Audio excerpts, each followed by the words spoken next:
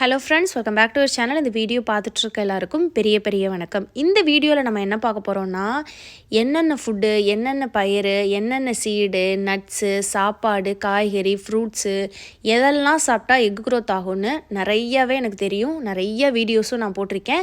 இது உங்கள் எல்லாத்துக்குமே ஓரளவு ஐடியா கிடச்சிருக்கும். ப்ரெக்னென்சிக்கு ட்ரை பண்ணுறவங்களுக்கு ஒரு பெஸ்ட்டு ஒரு 3 சொல்லுங்கள் அப்படின்னு என்கிட்ட கேட்டாங்கன்னா, நான் இந்த 3 தான் சொல்லுவேன். ஃபஸ்ட்டு நம்பர் 3 பிளேஸில் இருக்கிறது இந்த 3. ஈஸியாகவும் எடுக்கக்கூடியது. அது மட்டும் இல்லை, நிறைய பேருக்கு இது ஒர்க் ஆகிருக்கு. நிறைய பேருக்கு நானே கமெண்ட்டில் வந்து கண் கூட பார்த்துருக்கேன். ஸோ அதை வச்சு நான் வந்து இந்த 3 உணவுகளை தான் நான் வந்து ஃபஸ்ட்டு ரெக்கமெண்ட் பண்ணுவேன். இது தவிர்த்தும் நிறையவே இருக்குது. நம்ம சேனலில் நிறைய வீடியோஸ் நான் வந்து உமனுக்கு எக்கு க்ரோத்துக்கு, ஹெல்த்தியான எக்குக்கு, ஃபாலிகுலர் ஸ்டடி ஐயுஐ பண்ணும்போது இந்த கருமுட்டை பிரச்சனையில் வளர்ச்சியில் பிரச்சனை இருக்கக்கூடாதுன்றதுக்கெலாம் நிறைய வீடியோ போட்டிருக்கேன். அதையும் நீங்கள் ரெஃபர் பண்ணிக்கோங்க. பட் ஈஸியாக இருக்கணும், நான் ஃபஸ்ட் டைம் பார்க்குறேன், எனக்கு நிறைய ஃபாலோ பண்ண முடியலன்றவங்களுக்கு தான் இந்த 3 உணவுகள். இது நீங்கள் எடுத்தீங்கன்னா 100% உங்களுக்கு கருமுட்டை வளர்ச்சியில் பிரச்சனையே வராது. நல்லபடியாக கருமுட்டை வளரும், கூடவே அது ஹெல்த்தாகவும் இருக்கும். ஸோ நம்பர் 1 என்ன அப்படின்னு பார்த்தீங்கன்னா, ஃப்ளாக்ஸ் சீடு, ஆளி விதை. இந்த ஃப்ளாக்ஸ் சீட் அப்படின்றது ப்ரௌன் கலரில் இந்த மாதிரி தான் வீடியோவில் நான் காட்டுறேன் பாருங்கள். இதுதான் ஃப்ளாக்ஸ் சீட். இது நிறைய பேர் இப்போ பார்க்க ஆரம்பிச்சிருப்பீங்க. நிறைய இந்த ரீல்ஸ் பார்க்குறவங்க, ஹெல்தி டயட் வீடியோஸ் பார்க்குறவங்க எல்லாருக்குமே தெரியும். இந்த ஃப்ளாக்ஸ் சீட் அப்படின்றது ரொம்பவே ஒரு ஹெல்த்துக்கும் சரி, நமக்கு வந்து பெண்களுக்கும் சரி, கருமுட்டை வளர்ச்சிக்கு எல்லாத்துக்குமே ஓவரால் ஹெல்த்துக்கு இந்த ஃப்ளாக்ஸ் சீட் ரொம்பவே ஹெல்ப் பண்ணும்.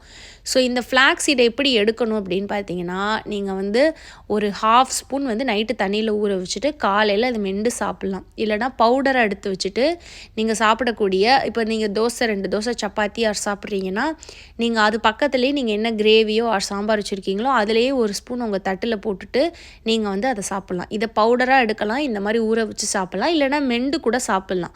இந்த மாதிரி ஃப்ளாக்ஸ் சீடை வந்து டெய்லி ஒரு 1/2 1 ஸ்பூன் வந்து வயிறுக்குள்ளே போகிற மாதிரி நீங்கள் பார்த்துக்கணும்.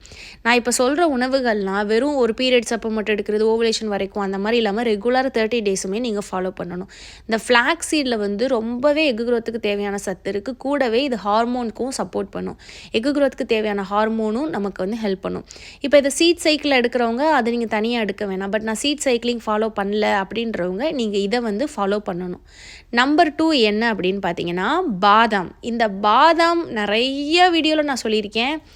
பாதாம் வந்து பார்த்திங்கன்னா, என்ன சொல்கிறது, நீங்கள் டேப்லெட் போடுறீங்களோ இல்லையோ, நீங்கள் ப்ரெக்னெண்ட்டாக ட்ரை பண்ணுறவங்க டெய்லி ஒரு 5-6 ஊற வச்ச பாதாம் வந்து சாப்பிடணும். ஸ்பெர்மில் பிரச்சனை இருக்கவங்களுக்கும் இது ரொம்ப ஹெல்ப் பண்ணும்.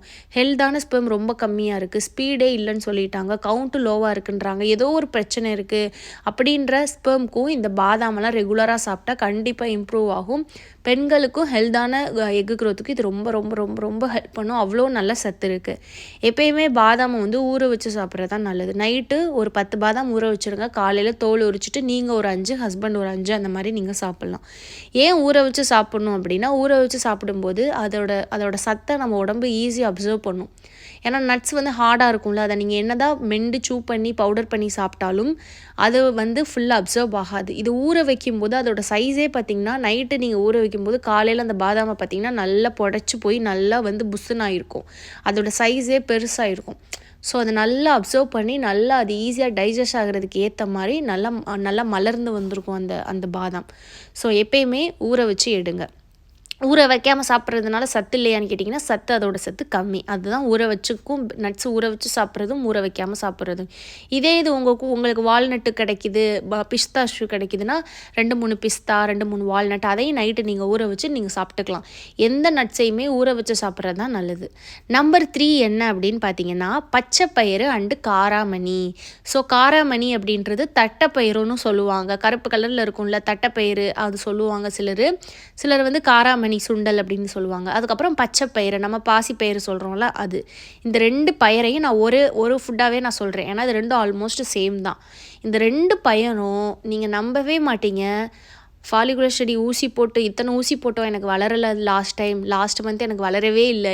இந்த மாதம் நான் வந்து பீரியட் ஆனதுலேருந்து 2 நாளைக்கு ஒரு தடவை நான் இதை வேக வச்சு சாப்பிட்டேன்.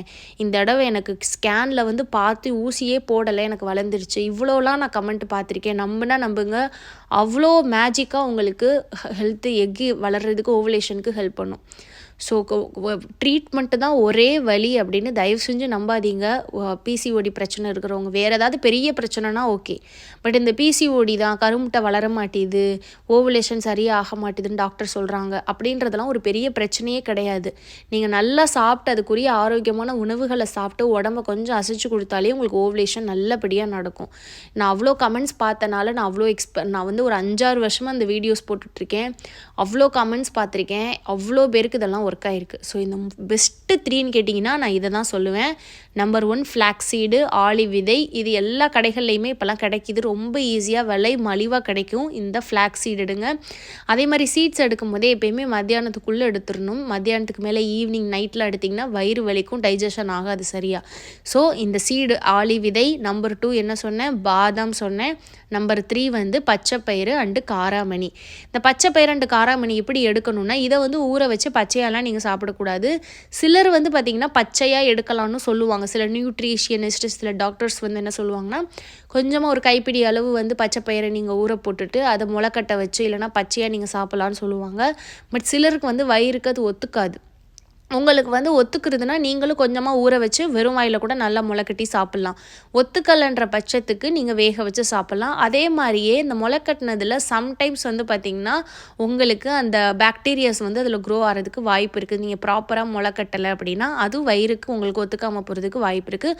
ஸோ 2 நிமிஷம் சுடு தண்ணியில் கொதிக்க வச்சு கூட நீங்கள் அந்த முளைக்கட்டினதை நீங்கள் சாப்பிட்டுக்கலாம். நல்லா தலைன்னு கொதிக்கிற தண்ணியில் போட்டு. அப்படி இல்லைனா எப்போயும் நம்ம வேக வைப்போம்ல, வீட்டில் சுண்டல் தாளிப்போம்ல, அதே மாதிரியே நைட்டு ஊற வச்சுட்டு காலையில் குக்கர்லேயோ பாத்திரத்துலேயோ நீங்கள் வேக வச்சுட்டு லைட்டாக அந்த தண்ணியை லைட்டாக வடிச்சிட்டு உப்பு போட்டு நீங்கள் சாப்பிட்டுக்கலாம். இந்த மாதிரி நீங்கள் பச்சைப்பயிறு அண்டு காராமணி எடுக்கணும். மற்ற பயிர் வகைகளுமே நல்லது, பட் இது 2 ரொம்ப ரொம்ப ரொம்ப நல்லது. ஸோ இப்படி தான் பார்த்திங்கன்னா இந்த 3 ரெமிடியும் எடுக்கணும், 3 ஃபுட்டும் எடுக்கணும். நான் சொன்ன மாதிரி சும்மா ஒரு மாதத்துக்கு இது ஒரு நாள் அது ஒரு நாள் எடுத்திங்கனாலாம் உங்களுக்கு ஒரு எஃபெக்ட்டுமே ஆகாது. அதை நீங்கள் ஃபாலோ பண்ணுறதும் ஒன்று தான், ஃபாலோ பண்ணாததும் ஒன்று தான். ரெகுலராக எடுக்கணும். வாரத்துக்கு 3 நாள் பச்சைப்பயிறு எடுங்க, வாரத்துக்கு 3 நாள் காராமணி எடுங்க, பாதாம் டெய்லி எடுங்க. நீங்கள் ஒரு பாக்கெட் 1 kg வாங்கி வச்சுட்டிங்கன்னா அது 1 மந்த்துக்கு தாராளமாக வரும். ஸோ அதை வந்து நீங்கள் டெய்லி எடுங்க பாதாம். அதே மாதிரி ஃப்ளாக்ஸ் சீடும் டெய்லி எடுங்க. அதுவும் பாக்கெட் வாங்கி வச்சுக்கோங்க. 250 கிராம் வாங்கி வச்சுக்கோங்க. தீர வாங்கிக்கோங்க. அதுவும் பெரிய ஸ்பூன்னா 1/2 ஸ்பூன் எடுக்கணும். சின்ன ஸ்பூன் அப்படின்னா 1 ஹோல் ஸ்பூன் ஃப்ளாக்ஸ் சீடு வந்து நீங்கள் எடுக்கணும். ஸோ இதுவும் டெய்லி எடுக்கணும். பயிர் வந்து டெய்லி நீங்கள் 2 பயிரை சாப்பிட முடியாது. ஸோ இது 3 நாள் அது 3 நாள் வந்து எடுங்க. ஏதாவது 1-2 நாள் மிஸ் ஆனால் பரவாயில்ல. இப்போது வாரத்தில் ஒரு நாளில் நீங்கள் ஒரு நாள் பாதாம் ஊற வைக்க மறந்துட்டிங்கன்னா பரவாயில்ல. ஆனால் முடிஞ்ச அளவு இதை நீங்கள் ரெகுலராக எடுத்திங்கன்னா உங்களுக்கு இந்த கருமுட்டை வளர்ச்சியில் பிரச்சனைன்றதே வரவே வராது. இது போக நிறைய ஃபுட்டு என்னென்ன சொல்லலாம்னு கேட்டிங்கன்னா, முட்டை, எக்கு ரொம்ப ஹெல்ப் பண்ணும்.